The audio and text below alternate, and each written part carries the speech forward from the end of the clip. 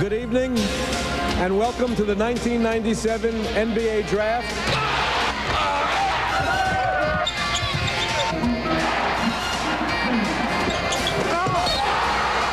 Let's get started. Before we do, there are things we have to clean up. Like, is Scottie no longer a Bull? We have a trade to announce. Welcome to Rumor Central. Does the bell like to toll with his defense? And why is this heat keeping me out of the kitchen? Summer is here, and now it's time for dancing in the streets. I'm starting to feel a little bloated. I'm singing in the rain. All right, time to get serious. No time to get down. Sorry, Charlie. I've got something too good to let go. One word to describe this arm, smoking. Another to describe this swing, grand. And this stab, unreal. I think the heat is getting to me because Sportscenter's next.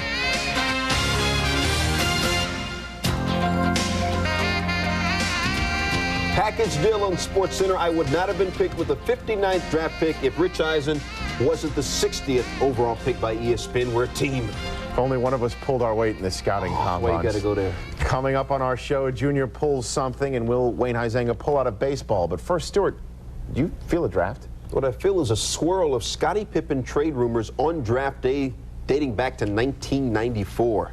Scottie Pippen for Sean Kemp? Nope, didn't happen. Scottie for Stackhouse and the Sixers' #2 pick?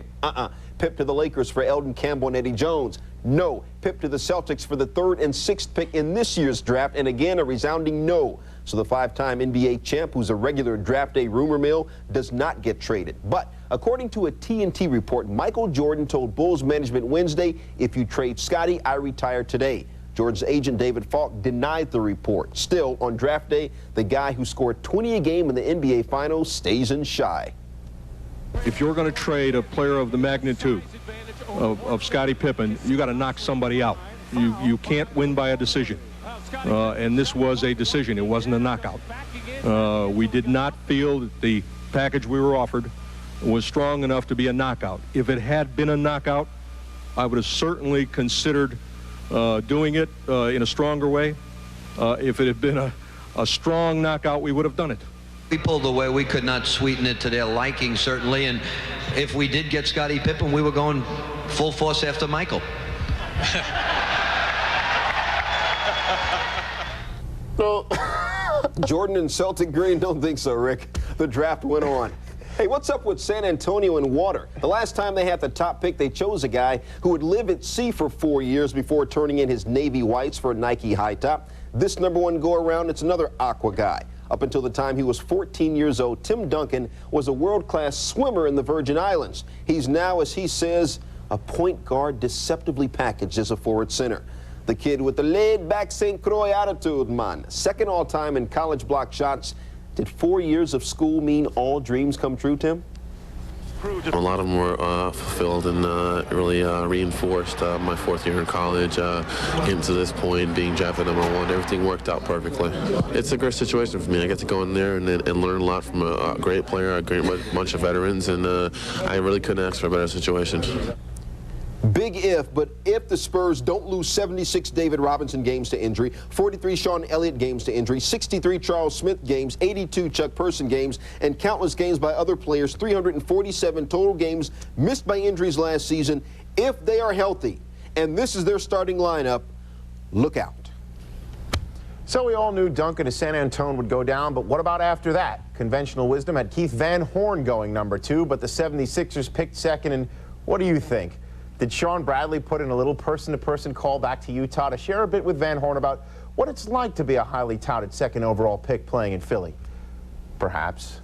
Van Horn refused to interview with Philly, which went ahead and drafted him anyway. With the 2nd pick in the 1997 NBA Draft, the Philadelphia 76ers select Keith Van Horn from the University of Utah. For now, the Sixers wanted to send Van Horn to a place with which Bradley is equally as familiar, New Jersey, along with Lucius Harris, Don McClain, and Michael Cage. In return, the Nets would send to Philly Eric Montross, Jimmy Jackson, the 21st pick, and the #7 pick. But Cage is the sticking point. His status is still pending after the 76ers nixed the Dino Radja trade. Cage was supposed to go to Boston in that deal, but when Roger failed his physical, the deal was off, and Philadelphia included Cage in the package to the Nets. Everyone is in limbo because the Celtics are challenging the results of Roger's physical. Speaking of the C's, at number 3, no surprise from Rick Pitino when he bolstered Boston's backcourt with playmaker point guard Chauncey Billups. I think Coach Pitino and everything that he believes in, working extremely hard and playing defense, and every minute you're out on the floor is just playing hard. And that's the things that I believe in, and I think that he's a guard-oriented coach. So I think that it's going to be a perfect fit. The Grizzlies gambled a little with guard Antonio Daniels from Bowling Green in the number 4 slot. The MAC Player of the Year should add punch to the Vancouver backcourt after averaging 24 points and 6.8 assists his senior season. Sharif and Brian have been really working hard for buckets. So in a way, I plan to change that a little bit. Giving them some wide open shots, some easier shots, doing what I have to do to make Vancouver a better team. The Nuggets improved their front line rebounding and defense with 6'11" center Tony Battie at number 5. The Celtics went small again in the 6th spot as Rick Pitino reunites with swingman Ron Mercer from Kentucky. I think it was probably more of a plan than anything. I mean, you hear all the talk. Everybody was kind of listening to Coach saying, that he wasn't going to take me, and I think everybody got kind of scared, figuring, if his coach doesn't take him, then why should we take him? And I think I kind of fell in Coach's arms from there on. And the other half of the possible Keith Van Horn trade, the Nets, as expected, took Villanova freshman sensation Tim Thomas at number 7. The Warriors go small school with the 8th pick, selecting the NCAA's all-time leading shot blocker, Donald Foyle, out of Colgate. The Raptors go even smaller school, taking Mount Zion Christian Academy star Tracy McGrady at the 9th pick, making McGrady the 4th high school player in 3 years to make the jump from high school to the NBA. Danny Fortson never got a chance to think about playing with Glenn Robinson and Vin Baker after being picked by the Bucks at number 10. He was immediately sent with Joe Wolf and Johnny Newman to the Nuggets for Irvin Johnson. The Kings went for the wax leading scorer at number 11, taking 6'6" forward Olivier St. Jean out of San Jose State. Next, Larry Bird made his first ever draft pick for the Indiana Pacers at number 12, taking Providence forward Austin Crozier. Indiana was a team I wanted to play for from the beginning. Coach Bird is the person I want to coach me for the next 3 years and hopefully beyond. I'm ecstatic to be playing in Indiana and look forward to getting started as soon as possible. Finally, at number 13, the Cavs were not dissuaded by Derek Anderson's knee problems to make the Kentucky standout the last lottery selection in the '97 draft. The Yellow Dome arrival of Tim Duncan gives us 3 teams now with 2 number 1 overall picks in the same roster. The Knicks have Patrick Ewing, the 85 number 1, LJ, the 91 number 1. The Sixers boast of Allen Iverson, 96, Derek Coleman, 90. Since 77, only 2 other franchises fielded such a top-ranked roster, the 84 through 88 Rockets and the 79 to 1991 Lakers, who had at least 2 number 1s on their roster from the quartet of Kareem, Magic, James Worthy, and Michael Thompson. Now, you probably don't need me to tell you that we're going to have more on the NBA draft later in the show, but nevertheless, it's my job now to say more analysis and discussion revealing who was taken where later in the show. Baseball now, you name it, Mike Mussina throws it. Fastball, curve, knuckle slider, knuckle sandwich, ham on rye. A fastball that breaks away from righties. Utters a bewildered Orioles catcher Chris Hoyles, I'm going to need more fingers for pitches because he keeps developing new pitches.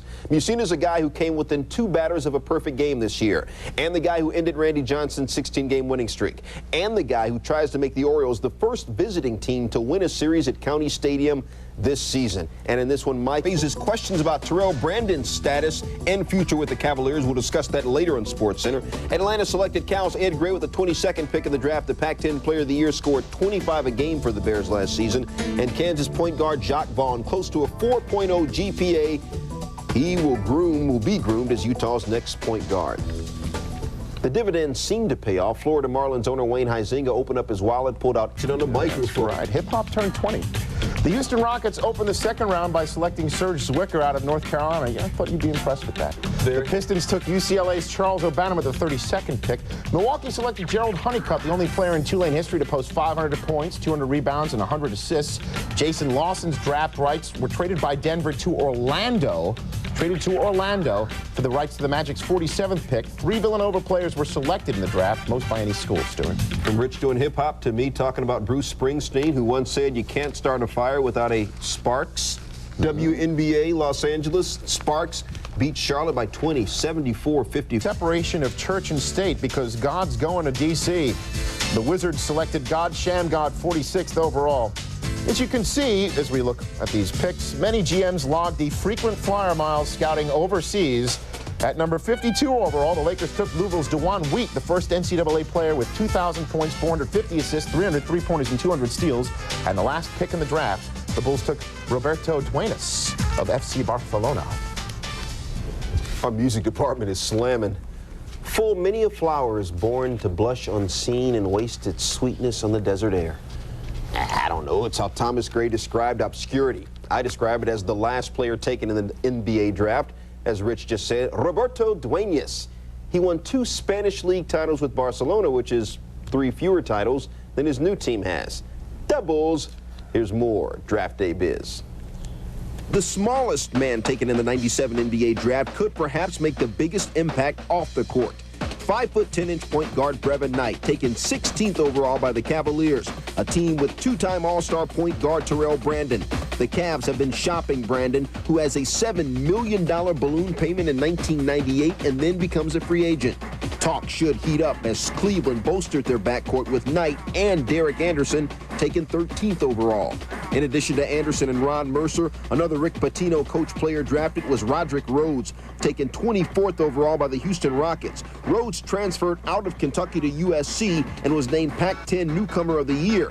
He might have missed UK's championship, but he found his way into the first round. Conventional wisdom demonstrates that when it comes to the NBA draft, don't stay in school. 7 of the top 10 picks were underclassmen, while some graduates' stock fell. Jacques Vaughn's decision to return to Kansas may have cost him, as he dropped to 27th overall, taken by the Utah Jazz. No one would have anticipated former Jayhawk teammate Scott Pollard going higher than Vaughn at this time last year, but an injured wrist kept Jacques off the court and lowered his draft position. Vaughn, though, does offer the Utah Jazz insurance at the point guard position. Howard Eisley is a free agent, and Vaughn should fit in nicely as John Stockton's backup if Eisley departs. Other anomalies. Kelvin Cato selected 15th by Dallas. I never thought I'd be in Dallas. Then traded to Portland for the 18th pick. I've never been to Portland a day in my life. That 18th pick, Chris Ansey, a 7-footer out of Australia. Also, they get an undisclosed amount of cash. I guess Paul Allen is pressed for money, huh? Yeah. As SportsCenter continues, a story of triumph and courage at the U.S. Senior Open well before even reaching the first tee. Stick and stay. We're back.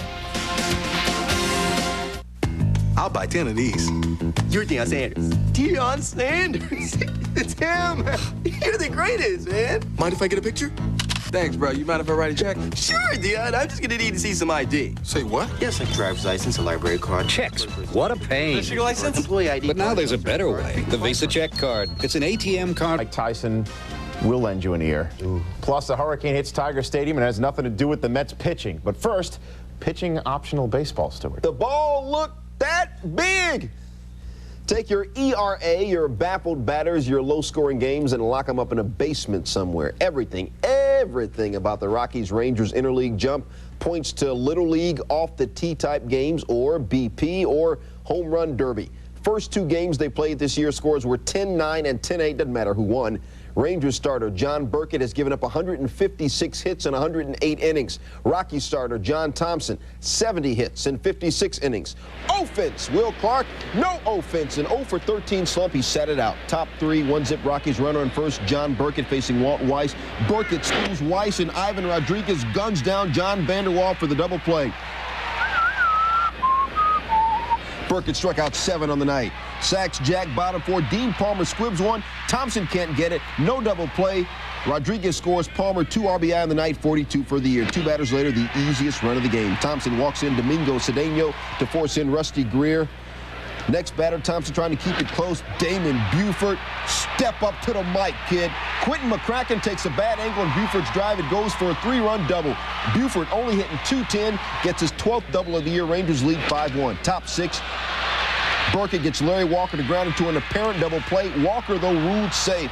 Mark McLemore, come on, forget about it, huh? Walker 0 for 4. Next batter, Burkett strikes out Andres Galarraga, and Pudge throws out Walker for some cool points. That's why Pudge has won 5 straight Gold Gloves. Rangers win it 9-1. So after all that offensive firepower stuff I talked about, Burkett throws a 4-hitter. and gets his first win since June 11th. Larry Walker, as I said, 0 for 4, dropping his average to .397, the lowest it's been since May 26th. Next game, we go back to the Bay Area, World Series 1989, the last time the Giants and A's met. Made life easy for them tonight. That's a ground ball to the right side, speared by Billups, flips to Eckersley. Yes, he's there in time, and the A's are the world champions. All right, this A's-Giants game with a little less on the line, but still counts. Bottom three, Jose Vizcaino. Nice bunt. Scott Brocious, I got no time for no glove. Brocious, a .205 hitter, was also 2 of 5 hitting on the night.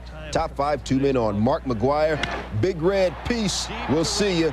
3-run shot, 30th of the year, 359th of his career. He's hitting a home run every 9.5 at-bats, best in the bigs. 2 batters and 1 pitcher later. Scott Spezio off the hook. Crushes Dan Carlson deep to right for his 8th home run, a 2-run shot. A's up 7-1. A's relievers getting it done. Barry Bonds, shaken, stood, and out. Bonds struck out twice. The A's bullpen, 5 innings pitched, 2 hits, 4 Ks. Oaktown wins it 8-1. The first game between the two teams since the earthquake interrupted the '89 World Series. Big Mac's 359th dinger tied him with Johnny Mize for 43rd on the all-time list. The humble McGwire said it was a golf swing that would have been a shank. Dwight Gooden never got a crack at the Atlanta Braves last year. While his fellow Yankees operated on the Braves, the good doctor sat out with a dead arm. So on Wednesday, interleague play allowed Gooden to, in essence, live out his own little World Series appearance against Greg Maddux, whose World Series redo allowed him to exorcise the ghosts of losing Game 6 by 1 single run. The rubber match of this series, an afternoon affair in the Boogie Down. And Greg Maddux was virtually unhittable. Jeter looking, Joe Girardi grounds to Mark Lemke at second. Ball stayed down, but Lemke comes up with it. Paul O'Neill does likewise. We go to the second inning. Cecil Fielder grounds to short. Now batting, Wade Boggs. In the third inning, Chad Curtis to Mark Lemke. 5 ground outs through the first 3 innings for Greg Maddux. Still in the third, Mark Whitten at second, and Maddux picks him off. Whitten, the only Yankee, would advance as far as second on the whole day. In the fourth, Jeter grounds to third. 2 batters later, O'Neill, 6, 4-3 by a great diving stop by Blauser. And let's look at it again. Jeff Blauser makes the diving stop, and he still turns the double play. Bottom of the 5th, more ground balls. With Maddux, it's all location, location, location, just like real estate. Fielder, Tino, Maddux with 14 ground ball outs on the day. Little offense. It's 1-0 Atlanta in the top of the 6th when Ryan Klesko busts out the whooping stick for the 2nd straight day. This an upper deck jobby off of Dwight Gooden. Klesko's 14th of the year, 2-0 Braves, which was the score in the bottom of the 9th. Bernie Williams just off the DL on Wednesday, looking with a runner at first. Maddux, a masterpiece, complete game, 8 strikeouts on only 86 pitches. He would face only 1 batter over the minimum, went to 3 balls on just 1 batter, went to 2-0 just twice. Said Maddux, I located about as good as I ever have. It's amazing. He's so effortless. He makes it look easy, David Cohn said. Lost in Maddox's 23rd career shutout. Another solid performance by Gooden. 7 innings, 7 hits, 2 runs, 6 strikeouts. More on the magnificent Maddux. His last 18 innings in particular have been out of this world. Of his 86 pitches against the Yankees, only 23 were balls. This comes on the heels of his 89-pitch, 18-ball outing against Philadelphia. Against 61 batters, 76% of his pitches have been strikes, 72% of his first pitches have been of the strike variety. He has not walked a batter in 36 innings. Now, the All-Star game may be played in Cleveland, but the Midsummer Classic will have a distinct Atlanta feel to it. NL All-Star manager Bobby Cox, who also happens to manage the Atlanta Braves, filled out his roster Wednesday by choosing 6 Braves to join him in Cleveland next week. 3 pitchers, 3 reserves, thus including starter Kenny Lofton. Braves will comprise 25%, 1/4 of the National League All-Star team, reminding us of all here of that one All-Star Looney Tunes game where Bugs Bunny played every single position. First base, Bugs Bunny. Second base, Bugs Bunny. Right field, Bugs Bunny. Joining the Atlanta All-Stars, not Bugs Bunny, but the big cat, Andres Galarraga, 330 80s batting. The Rockies' first baseman had 22 homers and 84 RBIs coming into Wednesday night's action. He got a $50,000 bonus for making the team. Barry Bonds got no bonus because this is getting routine. His 7th All-Star appearance, Bonds makes the team despite a somewhat off year for him. 19 homers, 43 ribbies, a .275 average for the Giant Stallion. Other reserves, we find a Brave. Javi Lopez of Atlanta and Todd Hundley of the Mets will be your backup catchers. Chicago's Mark Grace and Pittsburgh's Tony Womack, their lone representatives. Womack's the second baseman, so Carlos Baerga will not return to Cleveland as an all-star, as he said he would do upon his trade to the Mets. More reserves, more Braves. Jeff Blauser and his .345 average, Chipper Jones and his 13 homers and 62 RBIs both make it. Moises Alou, Ray Langford, and as we mentioned, Bonds, your outfield reserves. As for the NL pitching staff, Pedro Martinez and his infinitesimal 1.53 ERA will be on it.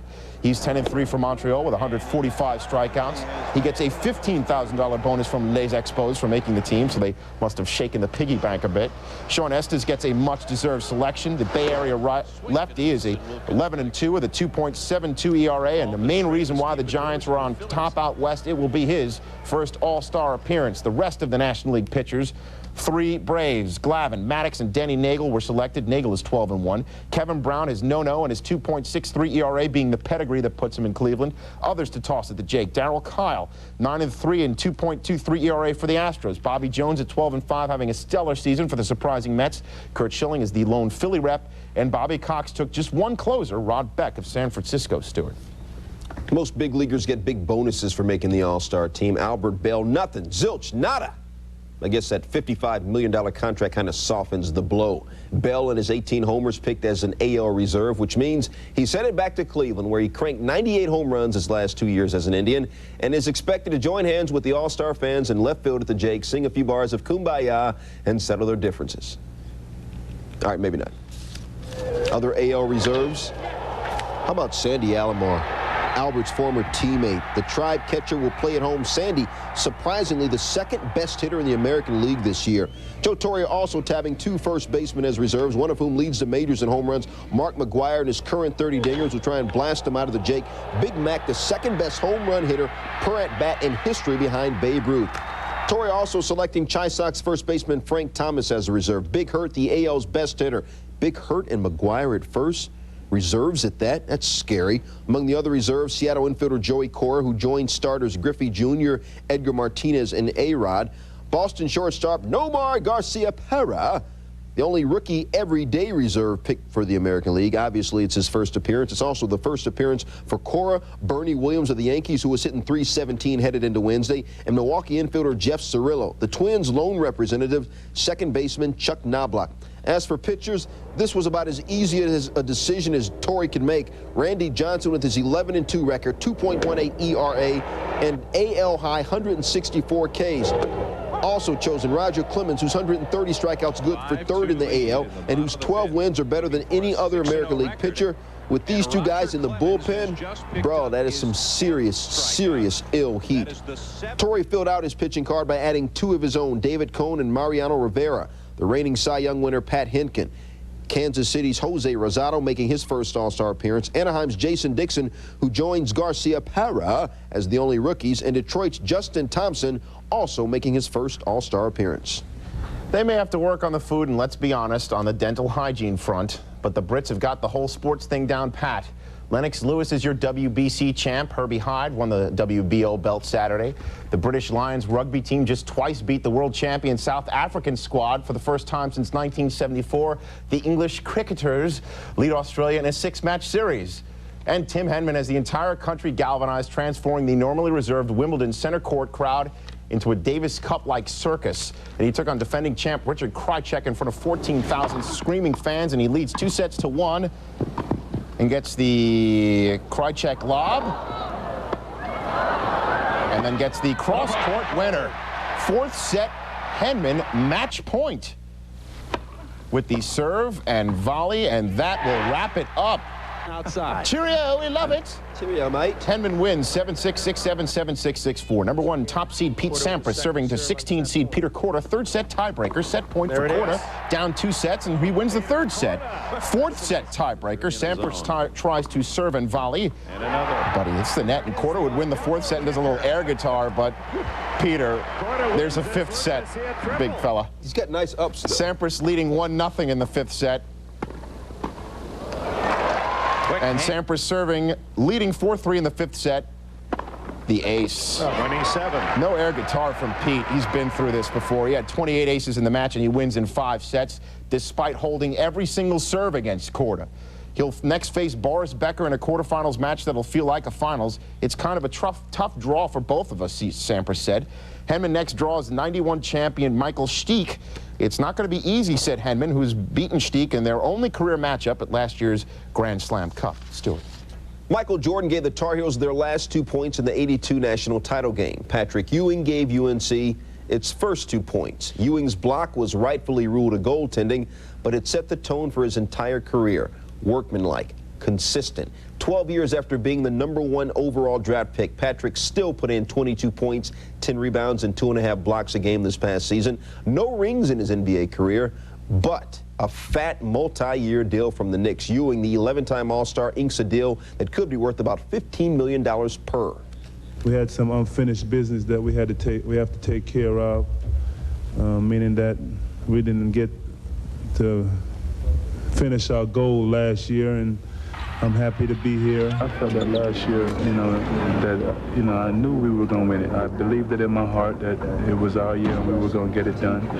Unfortunately, we lost. We got kicked out, suspended, whatever you want to say, and we didn't accomplish that. Of the centers who were named to the NBA's 50 greatest players list and who played with the same team for at least 12 seasons, Ewing is the only one without an NBA title. Even Dolph Schayes has one. Jabbar has 5. Russell, of course, won 11 in 13 years as a Celtic. For his Saturday night cannibalism, Mike Tyson has apologized to everyone under the sun, but he did it at a press conference. On Wednesday, the chairman of the Nevada State Athletic Commission, the body that holds Tyson's boxing future in its hands, said he wants to hear Tyson's apology in person. Dr. Elias Ghanem said Wednesday that he hopes Tyson personally appears at the commission hearing next week. I don't want to press anything and tell him he has to show up, but we are really talking about Mike Tyson here, he said. Stuart. Rich and I just getting into that mindset, that focused kind of mindset. Still up, the second most prolific NHL goalie this decade. Got to go to the post office to fill out those change of address forms. Eddie Belfour's got a new home. Also on the docket, Ron Gant makes a slam and catch and left for the Cards, Rich, but it's still not as good as Jim Edmonds. Robbie Alomar helping to beat down the Phillies. Nice play, Rich, but not as good as Jim Edmonds. And Ken Griffey Jr. looks good warming up in his warm-ups, but he doesn't look, Rich. Oh, I'm not going there. Good as Jim Edmonds. Stay close.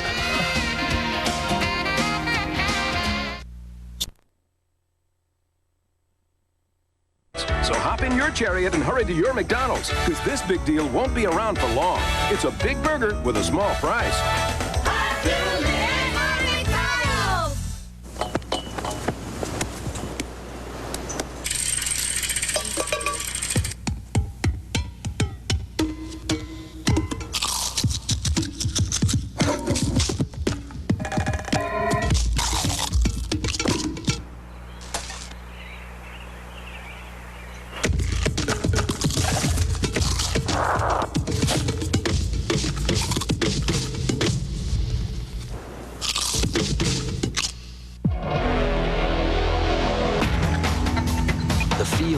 Design is the feel of flexibility.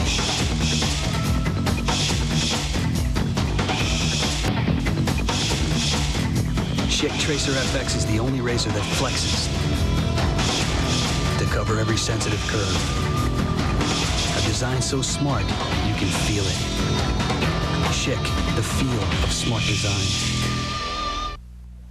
Dude, David had better odds against Goliath. Orioles Phillies isn't your normal garden variety best team against worst team. It's a Phillies team so bad, if they were in Baltimore's division, they'd be 30.5 games behind.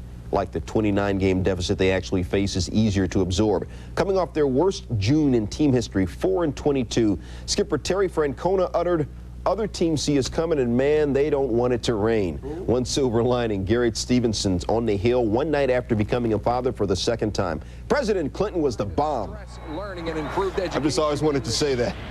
Top first, no score, Mickey Morandini chops the second. Roberto Alomar showing it off. That's why Bro's got 6 straight gold gloves. Top 4, Phillies down 2-1. Leadoff batter Scott Rowland with a fat jack to left off Scott. Kamenecki, Rollins' first of 2 home runs in the game. He's got 10 for the year, second multi-homer game of his career.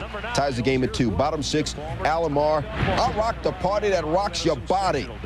Robbie's first home run since June 8th, his 8th of the year. He was 3 for 3 of the night. Ties the game at 4. Bottom 7, bases loaded, 2 outs. Jeff Reveille lines to center. Rob Butler can't get there. Reveille's double clears the bases squeaky clean. Surhoff, Hammonds, and Tarasco trot home.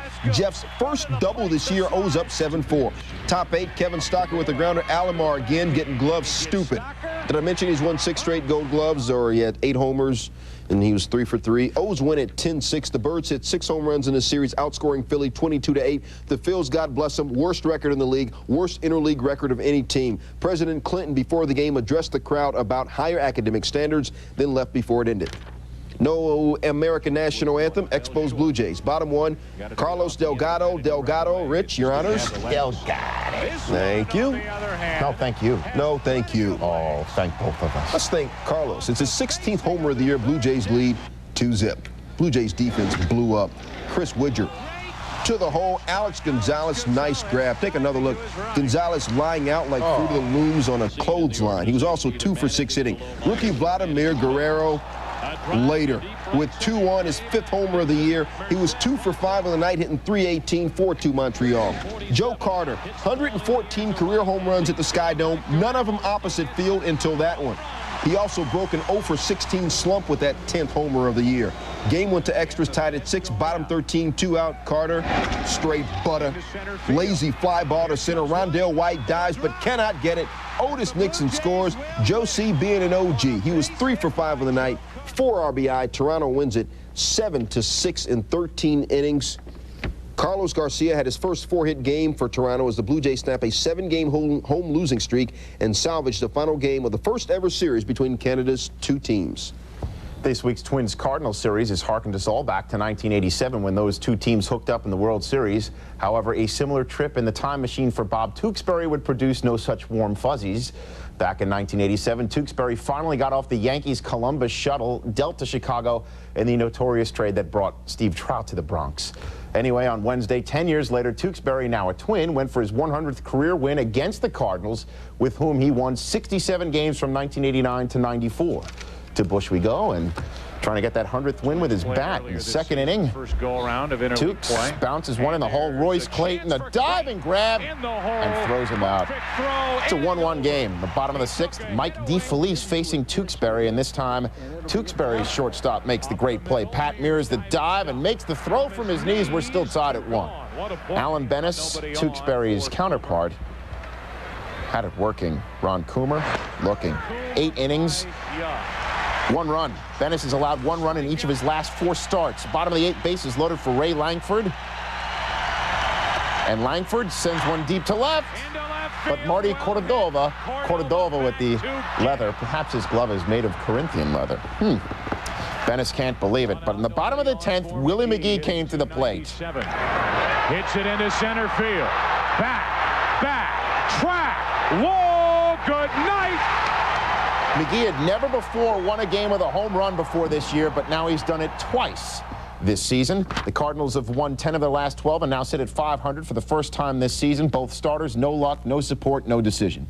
Tewksbury, 1 run on 8 hits in 7 innings. And Alan Bennis, 5 hits, 10 strikeouts in 8 innings. And this is par for the course. This is the second 4-game stretch for Bennis in which he's posted ERAs under 2, but has hardly 0 to show for it.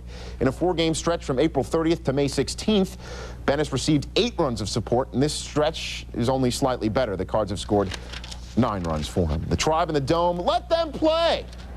Top of the 4th, Manny Ramirez on second. Sandy Alomar extends his hitting streak to 28 games, but Ramirez is held up at 3rd on the plate. 2 batters later, Julio Franco bounces into the 6-3 double play. Mike Hampton gets out of it as Franco cannot handle the truth. Bottom of the 4th, Sandy Alomar shows he's an all-star for more than just the offense. Throws out Jeff Bagwell with a nice tag of Fernandez's help. Luis Gonzalez walked during that at-bat. It doesn't matter, Alomar threw him out too. That's 2 in bottom of the 5th. Sandy Alomar. Still 1-0 Astros pitcher Mike Hampton at the plate. Ground ball to short. Ground ball up the middle, and this is AstroTurf for you. It rolls all the way to the wall, and Hampton's going to keep running. Billy Spires, Brad Ausmus score a triple for Mike Hampton, a 2-run triple in a decisive 5-run 5th inning. Hampton won his 4th straight game and got that hit. And about that hit, he took the media around the base paths with him afterwards. Quote, "I run with my head bobbing and my eyes are blurry, but you know if you can make it." All right. The White Sox and the Pirates, bottom 2, no score. Jaime Navarro on the mound, Dale Swam leading off the inning. And he is in business to do business. A 428-foot blast. Dale Swam with some serious pop. Pirates up early 1-0. Bottom of the 6th, same score, same batter, Dale Swam. Jorge Fabregas tries to throw out Kevin Young, stealing second, goes into center field. Al Martin, come on down. Pirates up 2-0. Next batter, Jason Kendall. The 95-mile-an-hour fastball right back at you, Jaime, but he makes the catch. Jason Schmidt in complete control. Fabregas swinging. Then Mike Cameron, likewise. Pirates win it 3-1. Schmidt pitches his 2nd complete game in a row, and his 5-hitter polished off Pittsburgh's first 3-game sweep of the season. The Pirates and their payroll, less than Albert Bell's yearly salary, sweep the White Sox, the team that fired Pittsburgh manager Gene Lamont. "I've got a lot of friends over there," Lamont said, "but it is nice to beat them." Coming up, the team beats. The Sweet 16 looks to get to the round of 4. Martina Hingis highlights are on the way. And the Hatfields and McCoys of Los Angeles were feuding in more ways than one. The Freeway Series, part 2, in a moment.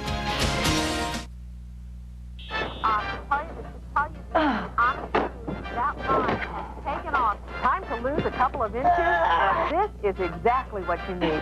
It's not hard to do. It's easy to keep The up Home with. Shopping Network. We have what you want. Oh, wait, he's here. Fine.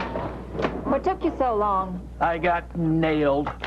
Not bad. 55 and a 35 miles on. This is the absolute latest technology in radar detection. The Home Shopping Network. We have what you want.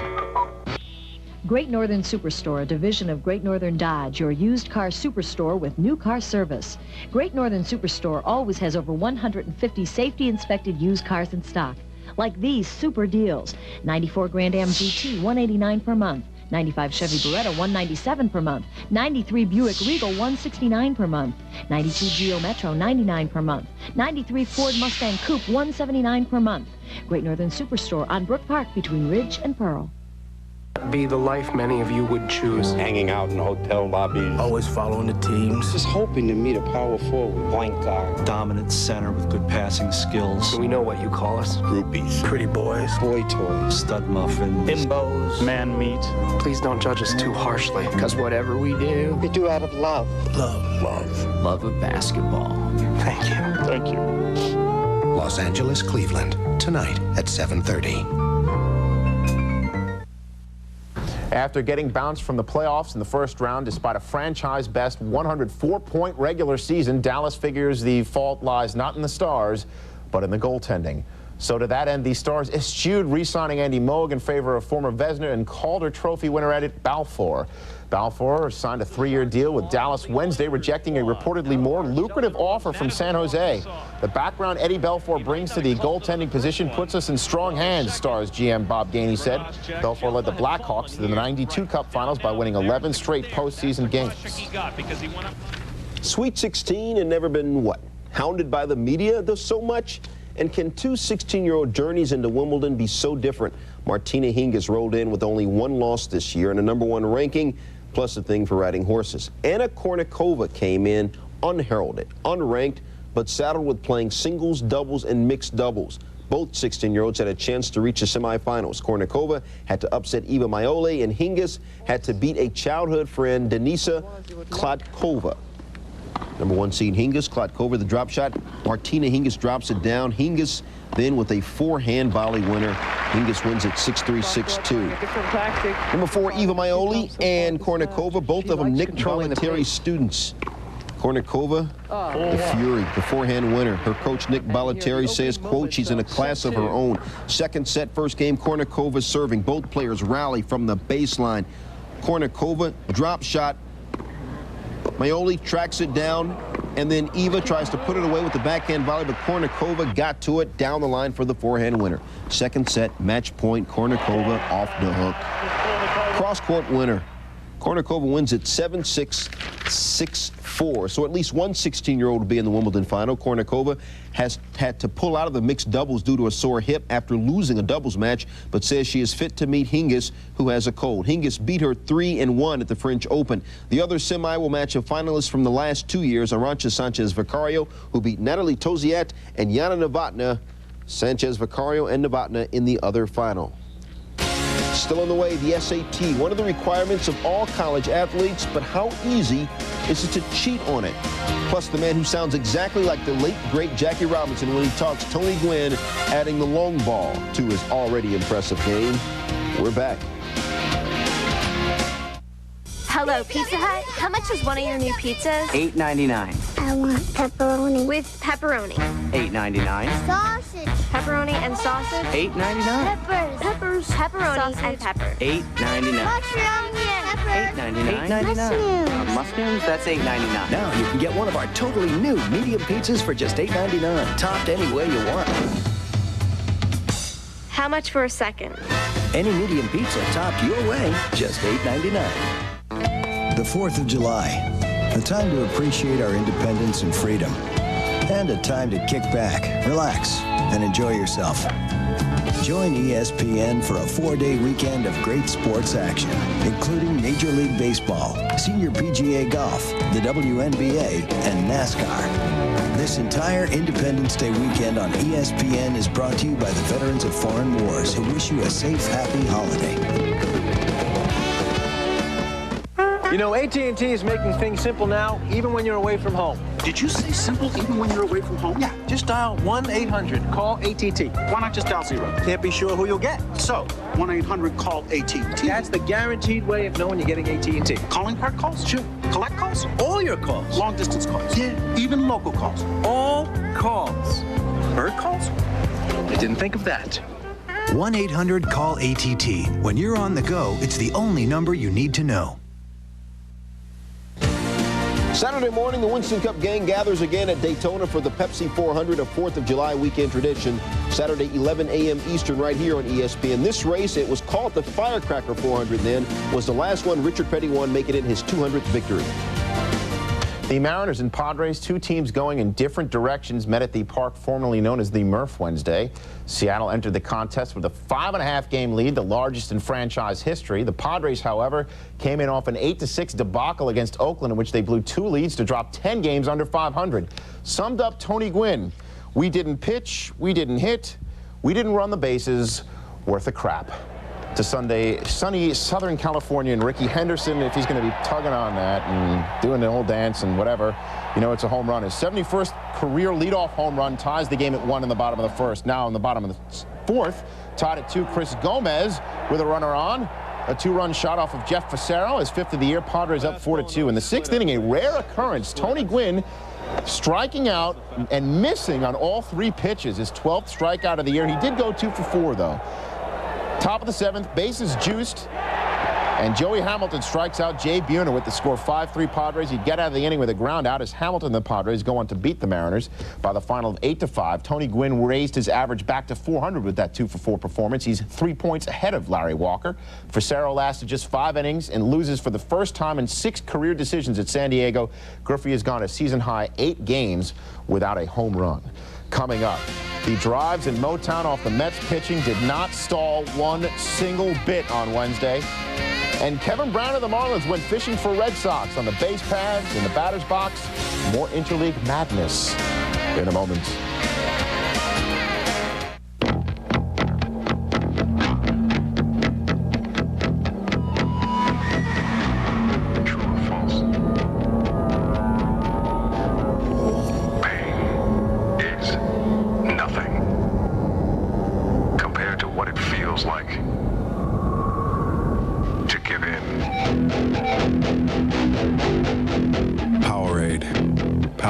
Muscles when you need it. I am not done. As a winning job, I know about photo finishing, but the champ at photo finishing is Ritz Camera 1-Hour Photo.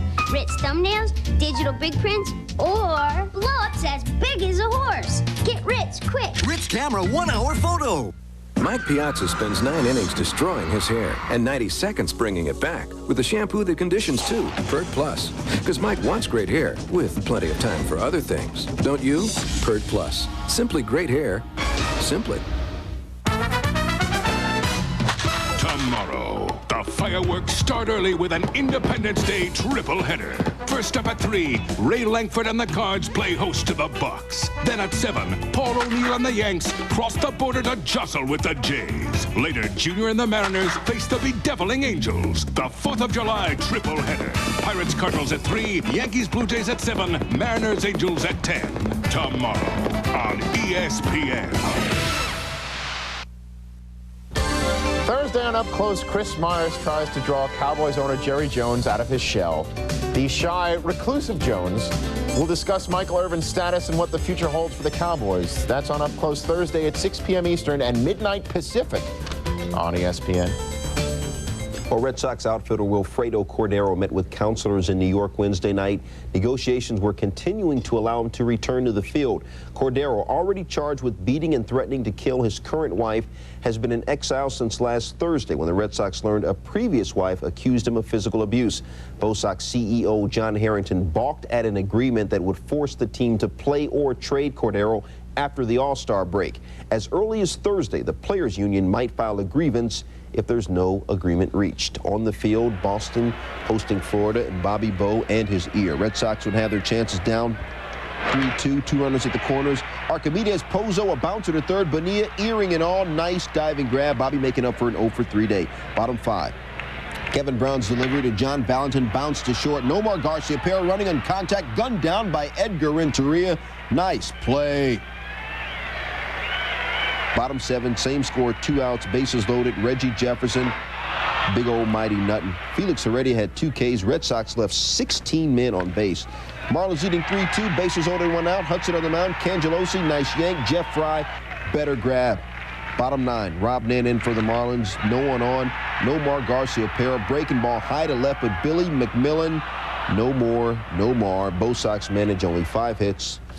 Marlins win the game 3-2. Kevin Brown scattered 7 hits. Rich, I say scatter because he won. If he had lost, he would have been pounded for 7 hits. Interesting tidbit about Felix Heredia. He has allowed just 2 of the 21 inherited runners to score. Rob Nen pitched the 9th for his 24th save. Tigers trying to complete a sweep of the Mets. Willie Blair hit in the face earlier by a Julio Franco line drive that was early this season that put him on the DL. That had to have a sick deja vu feeling. Blair was okay. He took it off the arm. Top 7, Mets down 6-4. Tough day for Butch Husky. With the bases loaded, Butch. There they go. Full of sound and fury, signifying nothing. He was 0 for 5 on the day with 2 strikeouts. Bottom 7, Tigers up 6-4. Tony Clark. Can I get a witness from the congregation? Digs it out. Solo home run, his 21st of the year. Players got 71 RBI. So what do? They reward his athletic feet with fattening candy bars. That's great. 7-4 Tigers. Bottom 8, Tigers up 7-6 with a run on. Melvin Nieves takes Greg McMichael deep to center. No, he did. For real, though. 471 feet. Nieves is 11th. Detroit had 14 homers in the 3-game series. Top 9, Husky. Dissed again. Husky left 9 men on base by himself. Next batter, Bernard Gilkey. Deep to right field. Nieves with room on the warning track makes the grab. Todd Hundley scores. Mets trail 9-7. Next batter, Matt Franco, a .322 hitter. Not very much. Grounds right back to Jones, who gets the out. Butch Husky needs a hug. Give him some love. Tigers win at 9-7. Sweep the Mets. Tigers, they're 14 homers in the 3-game series. What, now you want me to tell the combined distance of all the homers? Sorry, Rich is giving me like the rap sign. Said Mets skipper Bobby Valentine, no one is suited to play with what they did the last 3 games. First, the Tigers rocked the house with those 14 dingers, while the Mets had none in the series. Sorry to bring that up. Then Mother Nature knocked. No, she pounded on. No, Mother Nature blew the door down on Tiger Stadium. Actually, it was the roof. An hour after the game, severe thunderstorms blew through the area, blowing large sections of tar paper off the left field roof onto the field. The storm was accompanied by hail, lightning, and violent winds that caused the press box to actually rock. I guess that's like rocking the party a little bit. Still ahead, the press box rocks the body. Still coming, more baseball. Harry Carey's favorite team trying to end a 3-game set with the Royals on the good foot.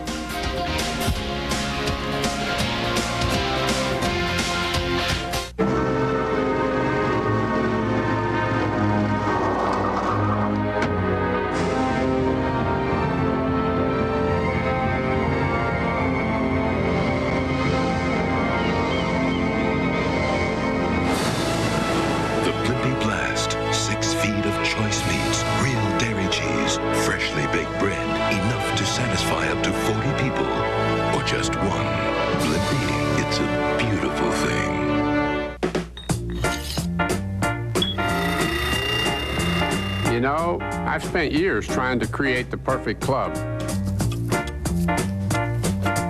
And yet, with all that's in my garage, the finest example of craftsmanship isn't only on my shelf. It's on my car. Cooper Tires. The one place where performance is more important than on the golf course is on the road. Cooper Tires.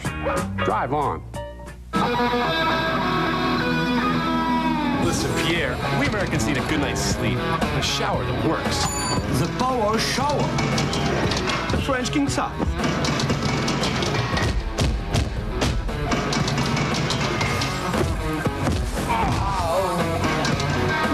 We got a ton of work to do, mon ami, and it better be ready, because I know the sponsor. Yeah, well, at least it's quiet.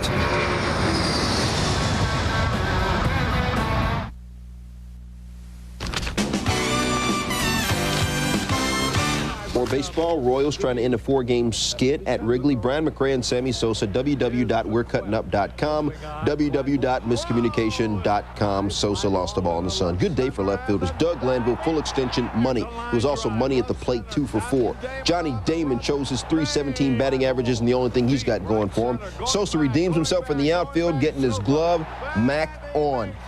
And at the plate, Sammy getting his wood. Mac and his wood, 5 on. Takes Kevin Apier deep to left for his 17th homer of the year. He's also got 59 RBI. Cubs sweep the Royals. Chicago wins it 3-2. Got to ease up on Mark Grace a little bit. Sure, he made 2 errors in the 8th inning, but on the day he was named an All-Star reserve, he fouled a ball off his right ankle in the first and stayed in the game. It's the first time Grace has made 2 errors in a game in 5 years.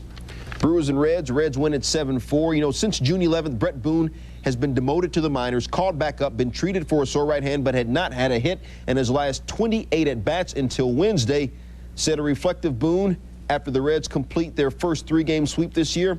It's funny that I'm sitting here talking about this one hit. Freeway Series moved to Anaheim. Top of the first, Tony Phillips, the 26th leadoff home run of his career off Chan Ho Park. He only has 45 to catch Ricky. Bottom of the 4th, Phillips up again. Angels leading 3-2, and Chan Ho Park obviously took umbrage. And it's sort of fitting on the 60th birthday of actress Polly Holliday, who played Flo on the TV series Alice, that the Dodgers and Angels tell each other to kiss my grits. Nobody ejected, but there was much grits to be kissed. And then after all the pushing and shoving, Park strikes out Phillips to end the 4th. Top of the 9th, tied at 4, Eric Karros. He got it. Off of Troy Percival, his 19th home run of the year, puts the Dodgers up 5-4, and that is your game winner. For Karros, his 4th homer in 4 games as the Dodgers move to 3-0 against the Angels, dropping Anaheim to 2-7 in interleague play. The game was attended by a sellout crowd of 34,507. It's a smaller Big A now. The second sellout at Anaheim Stadium this season. Now, we're not going to make sure that there's no more mix-ups. Apparently, it's Garcia Parra, not Garcia Parra. According to Peter Gammons, you could just avoid all this stuff and call him Rookie of the Year. Diamond Notes is next.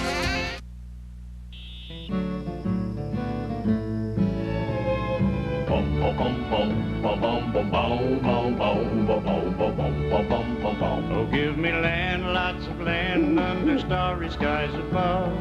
Don't fence me in. I want to ride to the ridge where the west commences. Gaze at the moon till I lose my senses. Don't fence me in. The Mad Crab Restaurant and Microbrewery is now open in Strongsville and ready to become your favorite seafood restaurant. Our nautical surroundings are casual and fun, and you'll quickly discover the crab is serious about seafood. Our selections are so fresh, we use chalkboards to keep daily track of what's flown in.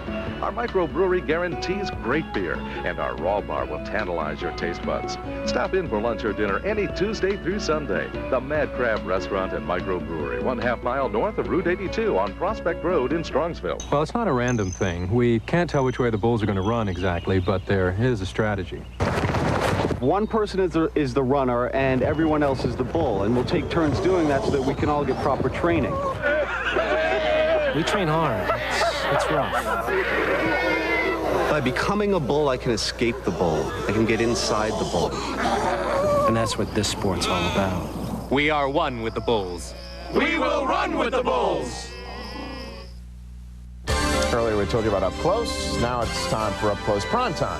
Thursday night, you can see Roy Firestone talk to baseball's top living sluggers. All 11 members of the 500 Home Run Club talk with Roy about big flies and big bucks. That's Up Close Primetime Thursday night at 9:30 Eastern on ESPN. Chuck Finley has a career in psychology after this whole baseball thing is over. After the Angels pitcher beat the Rockies Tuesday in Coors Field, not allowing a home run. I know right now everybody's going, he didn't? Finley offered this advice to pitchers at Coors. Don't stand there watching batting practice. You could get your feelings hurt. With more winning one-liners and some halfway honors, here's Peter Gammons working it in the Diamond Notes.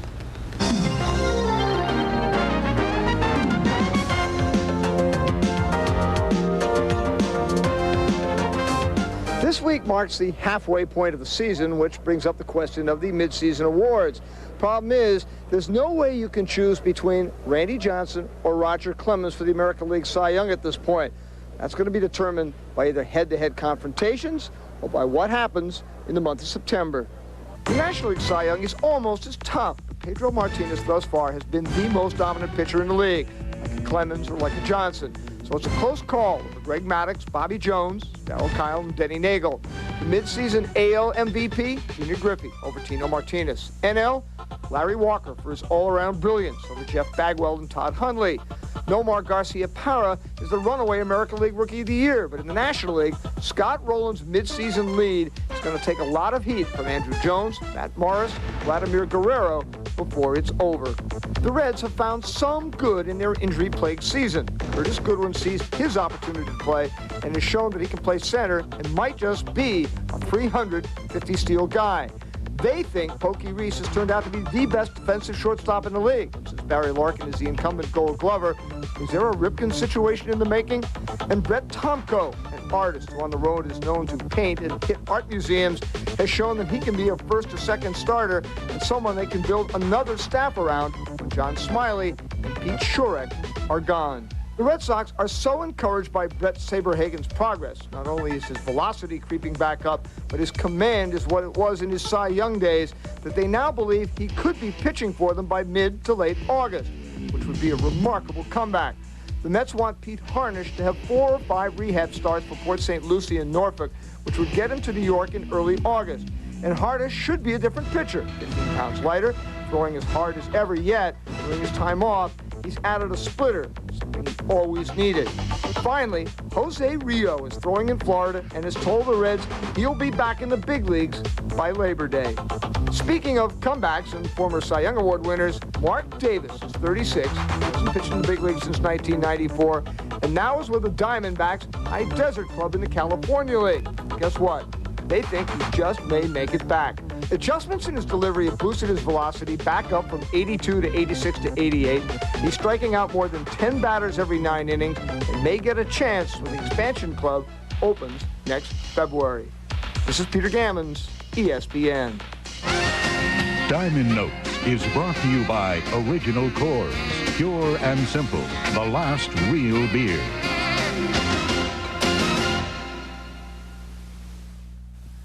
Okay, class, rules of driving. Norman. Observe the speed limit, stay 2 car lengths behind, and always pass on the left. Wrong answer. There are driving schools, and there are driving schools. At the Russell Racing School in Sonoma, California, you only fail if you get passed. And don't forget your Visa card, because you won't move an inch using American Express. Visa, it's everywhere you want to be. He doesn't really talk about his hair, but I know he thinks about it. That's why he uses Pantene Pro V. The Pro Vitamin formula penetrates, improving hair, keeping it looking really healthy, shiny, strong. Pantene Pro V, for hair so healthy it shines. Duracell. Energizer. For years, you've heard the debate, which battery lasts longer. Energizer. Recent tests prove that one alkaline brand does outlast the other. Duracell. Better make it Duracell. The NASCAR Ride-Along program puts you in the action.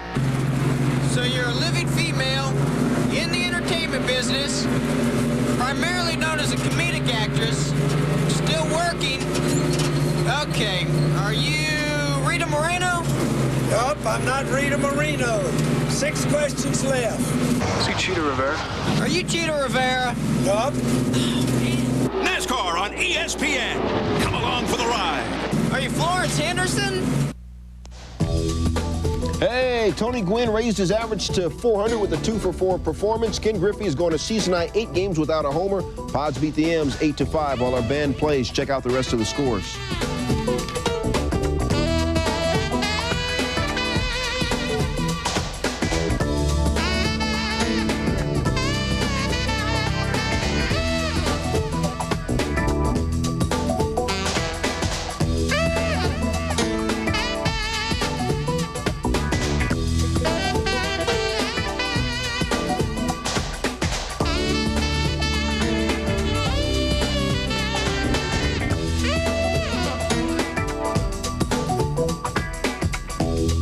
Still ahead, from McDonald's All-American to St. John's Stud.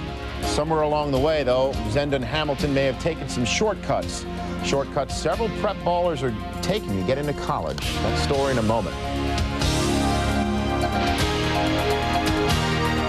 1-800-COLLECT presents Max Jerome, Private Eye. Bummer. We're out of cash. How are we going to call the rents? Greetings, surfer dudes. Hey, it's Max Jerome. You don't need change. Just dial 1-800-COLLECT. It saves your parents up to 44%. Look, it's easy. Substantially easy, dude. Totally. Any Joe will tell you, 1-800-COLLECT is the easy way to save up to 44%. It's a fantastic 5 for the Chicago Bulls. Celebrate 5 NBA titles with this great new Bulls Championship video and the 5-time champion Sports Watch, both free with your paid subscription to SI when you order 54 issues for only $1.48 an issue. Save over 57% off the cover price. Use your credit card and get a special bonus, the SI Bulls Commemorative. Call now and get the ultimate Bulls collector set free from Sports Illustrated.